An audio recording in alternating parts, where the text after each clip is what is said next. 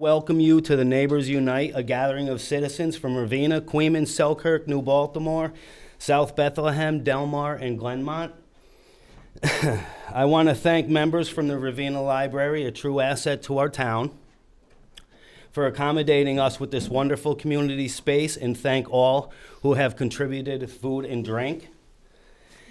This event is a result of a volunteer effort made by the Clean Air Coalition of the Greater Ravenna Area, or for short, CAC. CAC was created to limit the damage to our communities from dangerous industrialization. Our agenda is simple. Ashley Redfield, I'm not sure if she'll first be talking, but someone might step in for Ashley. We're working on that. Okay. Well, anyway, Ashley is a neighbor of the clear cutting that we're all familiar with by now along Route 144. Barbara Heinzen and Eileen Vosberg will follow to share the presentation that the CAC gave to the Department of Environmental Conservation, better known as DEC, the 28th of last month.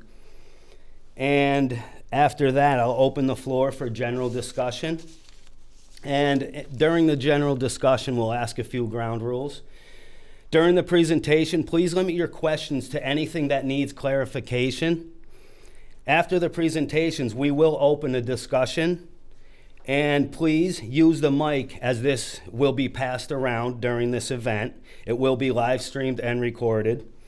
We will, I would also ask all speakers to be civil and respect whoever is speaking at that time. Do not speak over anyone so we can understand what's going on clearly. If you keep your points short, we can hear from more of our guests. And we will end promptly at 1 p.m. when refreshments will be available. And let's start the program by watching a 3-minute video produced by CAC member Sonia Stark. Sonia is this wonderful woman over here. And Sonia has lived in Selkirk for 25 years and owns a video productions company called Pilot Girl Productions. She is a passionate advocate for environmental causes and has volunteered her professional skills to produce videos, maintain the website for CAC, and other videos can be seen on the CAC website. We'll play the video.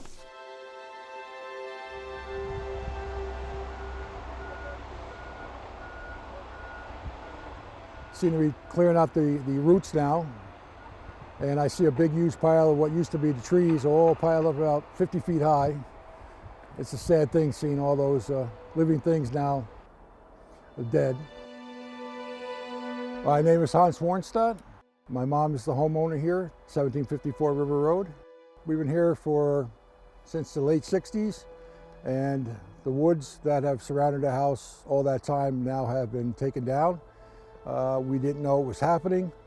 We don't know why it's happening. I can't seem to get information from the town. In a matter of a couple of days, acres of wood's been chopped down to nothing. So it's kind of like mowing down trees instead of mowing grass. That's how quickly it went. They cut the trees right down to the edge of the property line. I double checked, make sure they didn't pass it, and they went right to the line. We're concerned that water runoff, if you start putting fill there, it's going to raise the level or the height of the property, and the water from snow melt and from water from storms will run off. It'll go in every direction but there. So we're worried being lower than that point, water will settle, if not flood the area in major rainstorms. We're also worried about if you put some type of soil that has contaminants in it, will that water settle into the ground and get into the water table? As everybody in this area has wells, and of course property values will sink as well. I do miss the trees. I like watching the deer and the turkeys and the rabbits run around. We've had deer come right up in the backyard here in years past, but since they've started cutting the trees, I saw a couple pass by and I haven't seen anything since as far as wild animals go. If someone wants to sell the land to build something, I can't do nothing about that, but I can complain if it raises concerns about flooding, contamination, things of that nature. I'm concerned about that. I hate to see that. It would be a transfer station. Would we have a small dump sitting back there until that material is burned, and if you burn it over to Lafarge, isn't that what the state's trying to get away from right now, with them polluting the, supposedly polluting the skies, the air, that I've heard of over the last 6 or 8 months, that there's been some things being burnt that maybe shouldn't have been burnt. I'd hate to see the quality of air and water deteriorate to the point where you wouldn't even want to be here. And I've been here many years, and it's been a great place to live and a great place to grow up. We don't know what's going to happen. No one seems to keep us informed of what's going to happen. But things are moving along, as you can well see, and this has only been a matter of a month. And again, would you do all this work if you didn't know for sure what was happening? So if they know what's going to happen, why shouldn't the people in the area know what's going to happen? Yeah, for those of you who couldn't hear the audio very well, this video is on the website, so you can pick it up again. And the man who was speaking, Hans, is here today with us, along with other neighbors in that area. All right, so I'm going to introduce Ashley. I have her here on the phone. Ashley lives next door to Hans, the gentleman you just saw in the video. Ashley has a husband, 3 young children, 2 dogs, and 4 chickens. She's responsible for a lot of lives, just as probably all of us are. And she bought her home in 2017, never suspecting, like her neighbors on and off River Road, the inevitable loss of a 15-acre woodlot behind her property. And this is Ashley we have here on the phone. I am unable to attend in person, obviously, but I'm going to do my best to share my story. Anyway, we live on River Road. We purchased our home here with my family in 2017, hoping for some peace in a nice rural area to raise our kids. I'm a mother of 3 small children, aged 3, 4, and 7, 2 of which have special needs, so we're a very busy family. Honestly, we spend a lot of time at home. This is our world. We are residents being directly affected by the clear cutting of 47 Bronx. I have spoken to my neighbors, also directly impacted, and one thing that we all agree on is that none of us were informed of the clear cutting. No effort was ever made to inform us that this would be happening. It just began one day in the middle of January, and it hasn't stopped yet. The thing about that, and I understand that there's a lot of people out there saying, well, it's private property and people can do what they want with their private property. Yes, of course they can. But this is a residential area and we are residents and we live in these homes. And Carver Laraway is a known land developer who owns the Port of Queens. And this property just so happens to exist right next to known locations that he's going to be using for his port expansion. So do I feel like it is his personal responsibility as a huge industry owner in our community to inform residents and homeowners that there will be a huge land development undertaking, a clear cutting of up to 27.7 acres of forest behind our homes? I think that the answer to that is yes. I think that there should be a certain level of accountability and responsibility there, that a person of his standing should have to inform his neighbors. It is usually standard practice, from what I've been told by many friends who don't live in the town of Queens, but immediately surrounding this area, that usually it's not only a courtesy, but a town code that if you're going to even put up a shed or you're going to put in a swimming pool, that you have to tell your neighbors that there's going to be a project going on, and therefore you have to be notified of it. Anyway, despite all of this lack of transparency, it's just kind of put everyone in a state of panic. And I've been in a state of stress since the day I saw a backhoe up to the edge of my property line. I'm not going to lie, my sleep has been horrible, and I have spent almost all of my spare time searching just for answers, concrete answers about what's going on. There's a lot of questions surrounding what happened here with the clear cutting, and what we're all wondering is, how is this going to affect us in the long run? When you remove that amount of trees, it can create potential drainage issues, because those trees would normally cause the runoff to not pool in specific areas. And now I'm wondering, is this going to cause flooding on the properties of myself or my neighbors? We don't know.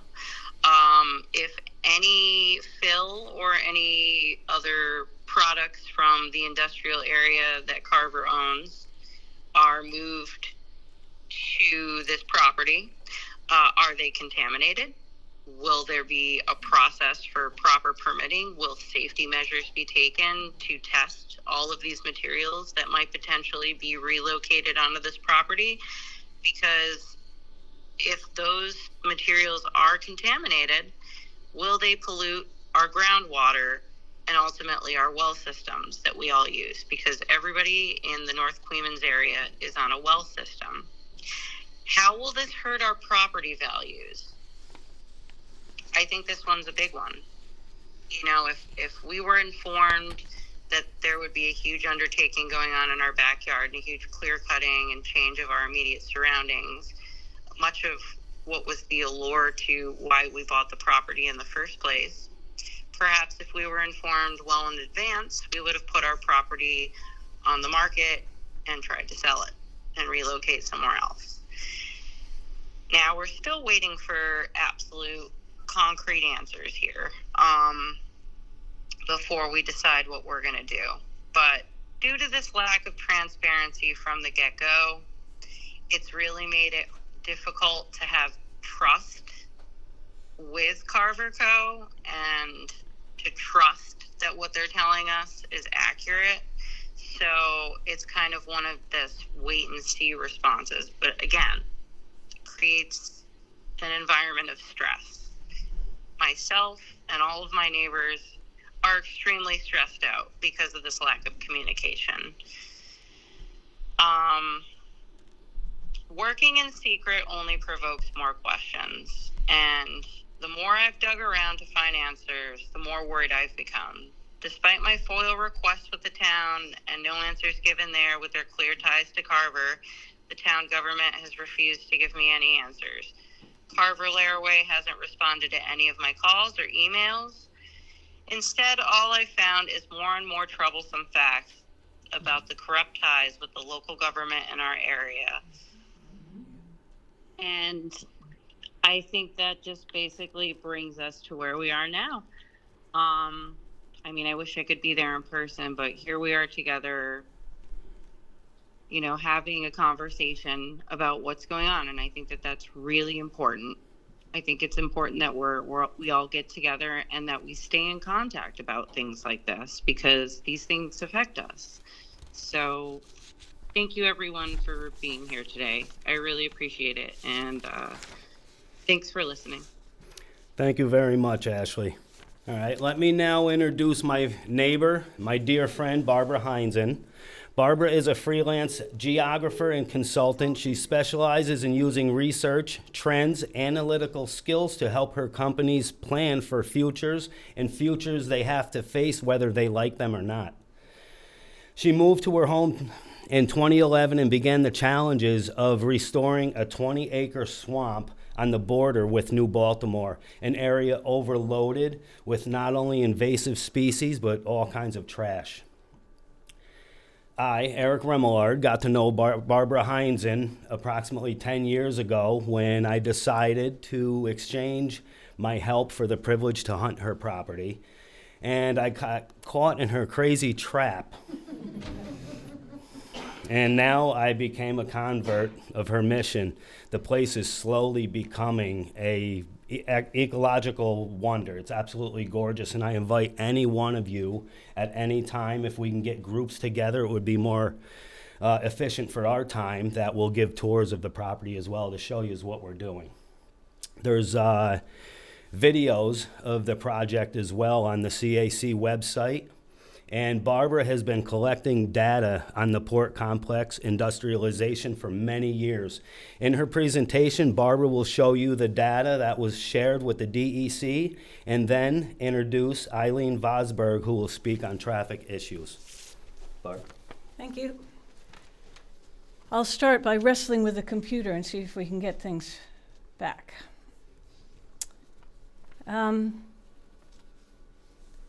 So, as Eric said, on the 28th of, the 9th of February, no, 9th of March, no, sometime recently. It's been a busy couple of weeks. I can't remember anything. Anyway, sometime recently, about 5 of us from the CAC met with Riverkeeper, four people from Riverkeeper, and 3 people, senior people from the DEC. CAC made the presentation. Riverkeeper was there to back us up. And we said, we have things we need from you, and we're very distressed about what we're seeing. And the Bronx Road clear cutting only kicked us into life. And thanks to Ashley for forcing us to really, for getting this on the agenda in a very important way. So what I wanted to share with all of you was what we told the DEC. So some of this was made for them, not for a community meeting, and I've tried to adapt it to make it not quite so technical. But I think it's important to know what we're saying to the DEC because, frankly, a lot of us feel very let down. We feel they haven't been paying sufficient attention to the kind of risks we're running with the industrialization we're seeing along Route 144 in the Hudson River. So I'm going to start by just going over what we asked the DEC to do this year. And then I'll give you a little bit of information about the history since I've been following the development of the port and how this port has been expanding and what that has added up to. We've also asked the DEC to find a way to do what we call a cumulative impact study. What has happened over the past 10 or 15 years is one little permit at a time is granted. And each little permit, they say, this won't cause much trouble, this won't cause much trouble. But when you add up all the permits together, you have a lot of trouble. So what we want them to do is look at what is the cumulative impact of all those little permits. And we're saying do it since 2012 because that's when they expanded into the industrial park. And we've also asked the DEC, we've said we need a pause in the current expansion of the port, which was only permitted in September. And they announced the permit on Labor Day weekend. Anybody think they were trying to hide something? That was my reaction. So we want to tell you why we think a pause in the expansion that was permitted in September is justified, why we think that needs to be slowed down. And finally, thanks to Ashley, I've become even more aware of the need for transparency. A lot of us have been saying for a long time, what's the long-term plan? Where are you heading? We don't see this. What does it mean for us? Not just in the next 2 months, but over the next 25 years. So that's the outline of what I'm going to be talking about. And Eileen Vosberg from New Baltimore is going to go over some of the traffic issues because her neighbor and our neighbor, Peter Maluski, put that together and gave it to the DEC when we were there. So here's the messiest slide I have for you. A pause of all work. We want a pause in the clear cutting. We want a pause in the redesign of the Port of Queens because what they want to do is add a second large dock able to take another ocean-going vessel. That means 2 ocean-going vessels at the same time at the Port of Queens. We want the DEC to look at all the projects here and treat them as a single whole industrial complex. Not one permit at a time, look at the whole thing. Now that gives us, I had a long conversation with the head of Region 4, Peter Luisi, in September, I think, or October last year. I said, we need a cumulative impact study, and he gave me all the legal reasons why that was hard to do. So we said, we don't want your legal reasons for why it's hard to do. We want options for doing it. Tell us how this can be done. We need it. And it needs to be independent. One of the problems I had with the Port of Queensland's permit was that they did all the research on what the impact would be. You know, that's like asking the devil, what he wants to do with you. We need an independent study. We'll use 2012 as the baseline. That's when the industrial park was approved. And we want to only select the really high impact areas, the ones that will seriously affect the ecology and the communities here. So that's our second request. Our third request, we asked the DEC to help us establish a very productive dialogue between state officials in the DEC and other agencies with people who live in this area. Queens, New Baltimore, Ravenna, all of us who are affected by this industrial development, because it's been growing at a rate of knots. It's just going so fast. We've offered to give them a bus tour of key sites. Can you imagine all of us sitting in a little school bus saying, look at that, look at that. I think it could be a nice little outing. And we want them to meet with local residents so that they hear our voices, not just the voices of people who support industrial development. We're the ones who have to live with this. What does it mean for us? Finally, reiterating Ashley's point, what are the long-term plans? We need transparency. How are these plans going to be communicated? And can we please debate them? So that's what we asked of the DEC. Now, we also have, for those of you who may have seen this, we have a petition that you can link to on the CAC website, where when I last looked, 1,247 people said, please give us a cumulative impact study. At one point, we had only 400, then it was 500, then it got up to 600. We're now at over 1,200 people saying, yes, we need this. So go to the CAC website, and if you haven't signed the petition, please do so. Some of the comments under that petition, yes? Barbara, could you clarify whether the segmentation of the efforts over the many years also had a segmentation of the DEC oversight of that, or has it been a core team? No, it's not been a core team. It's been a segmented response from the DEC, which is one of the reasons we said we want all members from the different departments of the DEC all in one place at the same time, talking with us as a community. Thank you, Carolyn. So why did people sign this petition? These are various quotes. The one that's worth saying out loud is, our children are counting on us. What's going on is not going to last for a couple months. It's going to last for decades. So what does that mean for the people who follow us, the next generations who want to live in this area? So that's what we asked for. Now, how did we get here? This is on the left-hand side here, 1994. That's an aerial shot in the days before they knew how to make green look like green. So at that time, the technology made green red. So anything that's red there is a stand of trees. And that's what this area looked like. The area, this is the Queens Creek that you can see, and all that area was what a lot of people who grew up here called the Ponderosa. Does anybody here remember the Ponderosa? Yeah. That was where the kids went to play, because the Ponderosa was a big television show at the time, right? And that's what it looked like. I think the Frangella mushroom plant was closed by then. This was largely a wooded area. This is what it looked like in 2021, according to Google Maps. There's a lot more leveled area. There's a lot more building. The trees are largely gone. The clay ravines, they've taken the top of where the clay ravine creates kind of a point. They've flattened those points and pushed them out so they have more area for building warehouses. So the area is now a very industrialized site. The area up there called CD Man, that's where Billy Beers and the town of Queens wants to put a transfer station. And it's not a transfer station just for town residents. It's a transfer station that is open to anyone. And that was due to a change in the law.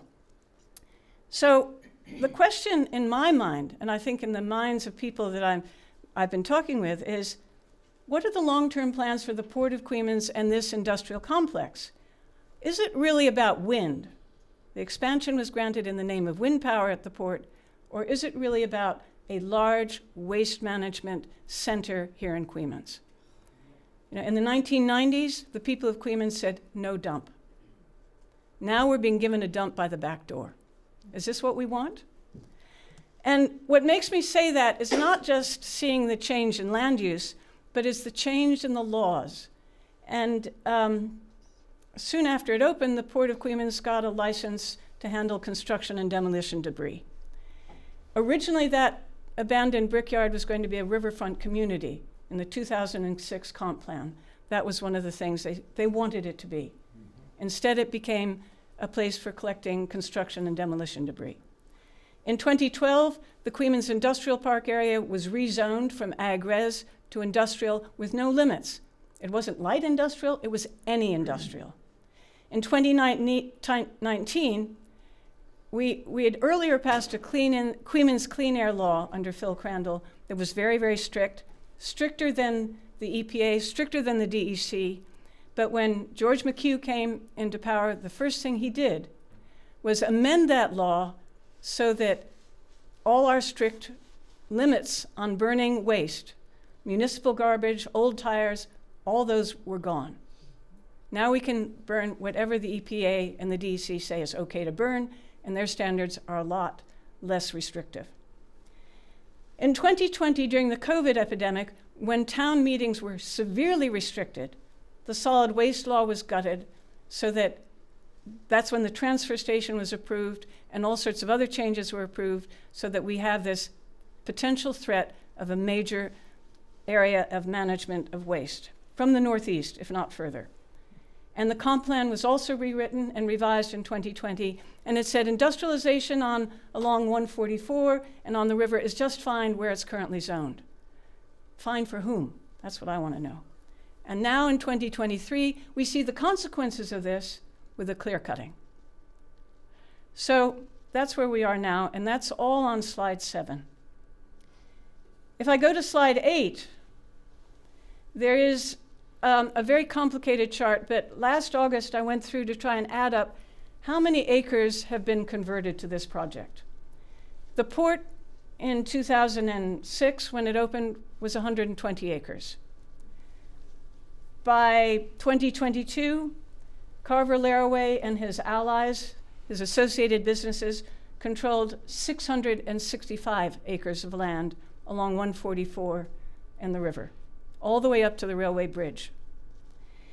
If Tenike Powell decides to sell his 224 acres to Carver Laraway, if Lafarge, which has about 200 acres along the river, decides that that can be more industrial, we will have over 1,000 acres of land right along the river, the Queens Creek and Route 144 that will be devoted to industry.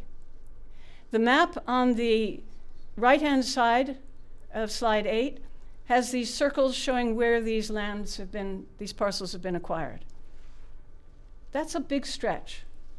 That includes the residential areas where Hans lives, where Zach lives, where Ashley is living.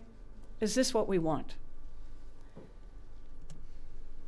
So, slide 9, why is a study of cumulative impact needed?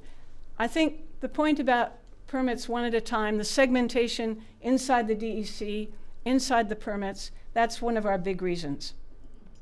And that means that when the permit to expand the port was granted in September, this wider context of change was not included. It was called the POWI permit, by the way, because that stands for the PNM Offshore Wind Infrastructure, because the brickyard was originally the PNM brickyard. For those of you who don't know that history, there you go. So it's called POWI. And that permit did not consider what the revised local laws meant for how this expanded port might be used. It did not consider that this might actually be a front for developing a wider waste management business. It did not consider the many conflicts of interest between Carver Laraway and local town authorities. George McHugh used to work for Carver Laraway as his counsel here in Queens. He also still works for Carver Laraway, I think, in South Carolina. Many of the members of the board have family connections to Laraway businesses. So how objective are they going to be about any decisions they make here? We have these numerous permit applications to the DEC, many of which concern management of waste, like the the Billy Beer's property becoming a transfer station. They haven't made a decision on that. Which way will the DEC go? And finally, many of us know that Lafarge Holcim wants to stop burning coal and burn trash instead, which was why we passed the Clean Air Law to begin with. We didn't want them burning a third of Connecticut's trash, because that has a lot of problems. You can get dioxins coming out of that stuff. Do we want those in our house? No. So if I go on to slide 10, why is a cumulative impact study needed? Because Eric and I are working on ecological restoration at my place, I'm worried about what is this doing to the local ecology? What's it doing to the sturgeon habitat in the river? All that topy area, that very shaded area along the Queemans Creek and to the south along the Hanacroy Creek where I am, that's all sites where we find rare animals. Why would you want to industrialize that? The green area in the river, that's Skodak Island. That green means it's a site for rare plants. This is a unique area. It's also a freshwater tidal habitat. How many of us knew, I didn't know when I came here, that a freshwater tidal habitat is rare in the world? We're one of only the few places worldwide that has a freshwater tidal area. Why would we want to pollute it? Now, if you turn my ecological map sideways, this is what the 2016 map of Queemans shows for where industrialization is taking place. All those gray areas are very much where our wildlife and our rare plants and rare animals are. They overlap far too much for my comfort. So that makes me very sad. And Eric and I, every time we see another wood turtle, we give a cheer. So we were thinking of calling this the campaign for the wood turtle, because I love wood turtles. I didn't even know they existed till I got here, but I don't want to see them go. So if I go to slide 11, this is where we're going to turn over to Eileen. But before we turn over to her, I want to show you a video, another one of the fabulous videos that Sonia has done. And we owe her an enormous debt for all the work that she's done for this project. So let me show this last video, which is of traffic. Eileen's going to talk about the traffic issues in New Baltimore, but this is largely about the traffic issues on Ravenna Main Street. And Joy Iafallo is a real estate developer who's been she sees a different future for that Main Street. So let's see what she has to say, assuming I can make this work.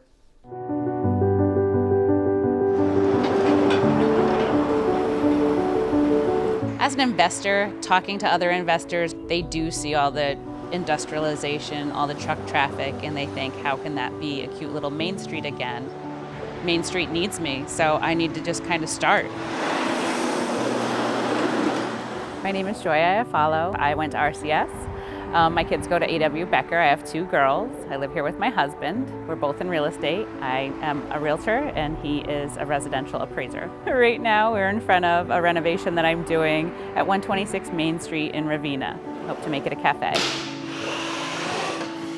There has always been truck traffic, but there is just more of it now. It's a lot of big trucks. It is really loud. You can't really have a normal conversation. You have to wait for the trucks to go by. That's a regular, everyday occurrence. Some people have a little buyer's remorse when coming down here and experiencing the truck traffic. As a real estate agent, it's still really a great resale area. It's just I've seen things that are closer to the road, closer to Main Street, they go for less. People are afraid that something could happen, so I think people stay off of Main Street. When they walk more, they keep more to the side streets. People don't like it, it's uncomfortable. The noise pollution alone is pretty substantial. I just want it to be vibrant and have a lot of different opportunities for small businesses. You have to try. I've been looking at it and people say so much about it, and every time you see something in the paper, the Times Union, about Ravenna, it's never in a good light. I need a good light.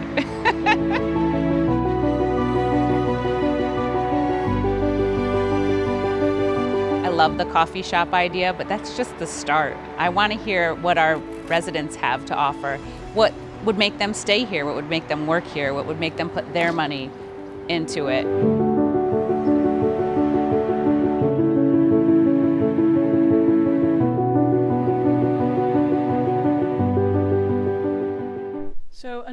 thank you to Sonia. And I'm going to turn over to Eric to introduce Eileen while I swap over the computer. Do you want to take?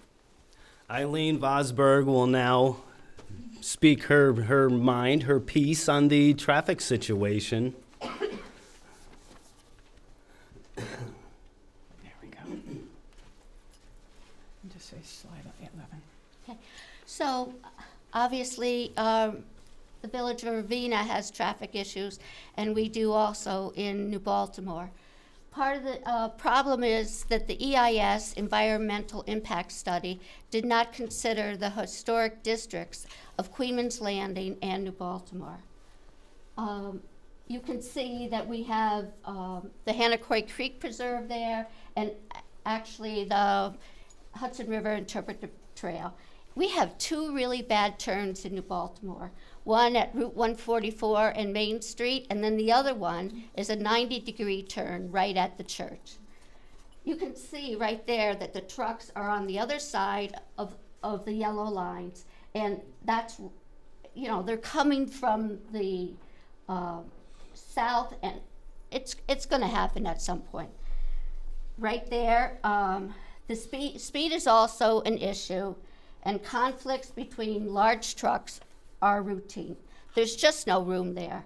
We have a daycare center there, the post office, we have walkers, joggers.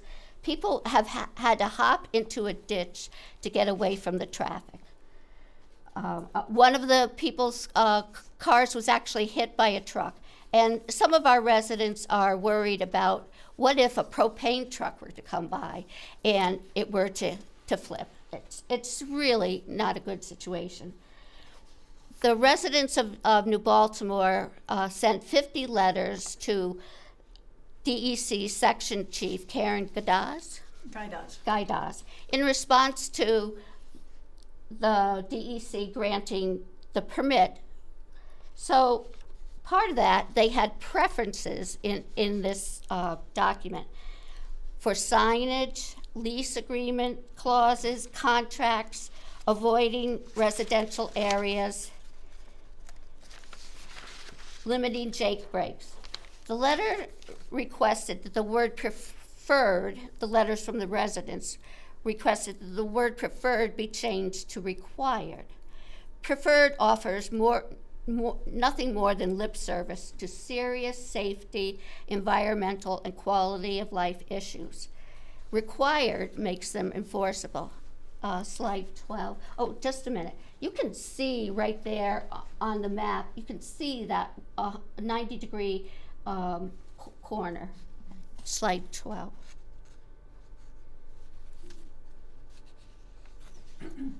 Next one.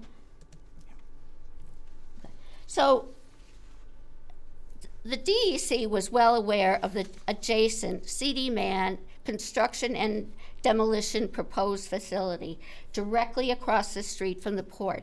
Now, as Barbara said, the CD Man is the Beers property. You notice the sign that says 70 acres for sale. Why weren't environmental reviews done concurrently? Why weren't the traffic demands of the two projects, along with the entire port enterprise with the Queenman's Industrial Park, why weren't they considered together? The transmittal was sent to 40 stakeholders, nothing to New Baltimore. And missing in this transmittal or the permit, documents state workers and tenants will be required to follow best management practices in the clauses and lease agreements and contracts. Best management practices were not included in the documentation for the permit. Do they exist? If not, when will officials from the impacted towns and residents be able to comment? Traffic mitigation. It's required. No documentation. DEC was totally silent on state review and enforcement. No enforcement plan. We need an enforcement plan that spells out the roles and responsibilities of the state police, Albany and Greene County Sheriff, and Queenman's Police. And we need a place where residents can file the best practices or truck violations. Thank you. Thank you, Eileen. I think you see what the problem is. I think we've all experienced it. There's one more issue, two issues that I think are really important that the permit did not really consider properly. I spent a lot of time looking at the draft environmental impact statement that the port submitted to the DEC. One of the things that I was very, very skeptical of was a letter that had been written by a lawyer from Ravenna saying, don't worry about how much water will be required. We have plenty in Ravenna. Now, how many people in Ravenna have been asked to stop watering their lawns in a dry summer, right? More than one of us, I think. So why can they say that there's enough water? And was there any evidence submitted that the village of Ravenna had been consulted, that the water board in Ravenna had been consulted? I've heard from members of the board that no, the Ravenna board was not consulted on this question of water. I don't think there was any evidence that the city of Albany was consulted, because when water runs short in Ravenna, we have to get water from Alcove, and that's controlled by the city of Albany. So the water claims by the port are just not credible. We need a review of all that. And finally, noise. Since I moved here and the port started chucking various things into their big ships, I have heard any number of neighbors complain about noise. Were any of the loudspeakers or any of the microphones testing the noise put in places where that noise is heard by residents? No. No. Was anybody on Church Street given a microphone? No. And I know from residents who live there that they've been kept awake by noise. Was any noise on Main Street in Queens? I hear it opposite the Hanacroy Preserve. If we can hear it down there, people hear it in a lot of different places. I hear it across the river. And you hear it across the river. So this noise issue is not a small one. The traffic really starts at 4:30 in the morning. Another thing, so Right. those are all the reasons why we want a cumulative impact review. And on slide 14, we start asking, what justifies us asking the DEC to call a halt to this work? And we had several reasons. One, we have a record of serial violations by the port. We gave the DEC a 12-page document, a timeline of violations from way back, compiled by myself and Riverkeeper, things that we knew they had been fined for. So there's the serial violations. We have the fact that the waste management business was not considered. We have the fact, as Eileen has said, there was no best management plan, no traffic plan, no enforcement plan. And we know that there are alternative sites for wind to be developed in this part of the river. There's a very good site in East Greenbush, and Albany, the Port of Albany, for all its problems, is another potential site that I think is likely to go ahead. These photographs are photographs of debris in the Queens Creek in 2013 after waste management was being started in the industrial park. 2019, those barges were parked permanently next to the Skodak Park. They were illegally there until Riverkeeper called a halt to them and said, those do not belong in that place. They have no permit to be there. And all of us know the great tragic fire that took place at Queens Marina. And that took place when it was owned, had recently been bought by Carver Laraway. So we have a record of violations. So these are the reasons we think, stop what you're doing, review what's going on, tell us what the cumulative impact is so we don't make more mistakes in the future. Finally, last point, pretty much. What does transparency mean? And I've mentioned this several times, but where is this going? This place has expanded so rapidly that people say they've never seen a place grow that quickly. Where is it going? Will it colonize everything along the river between here and the railway bridge? Between here and Albany? What's the plan? Is it going to be for garbage? I've heard from some people who are involved in the wind power business, there's not enough room here to actually develop wind power the way the developers want it. So where's the wind going if the garbage business continues? Is there room for both? So what are the long-term plans? And how can these plans be communicated to those of us who live here and debated with us on what it means for us? So I'm pretty much at the end. Thank you for your patience. But in conclusion, this is what we asked the DEC. I'll just repeat that. Pause the work, give us options for an impact study, have a dialogue with people here, and tell us what the long-term plans are. We have people who want it. So I'm going to turn over to Eric now, who's going to take questions and move us on from there. Thank you, everyone.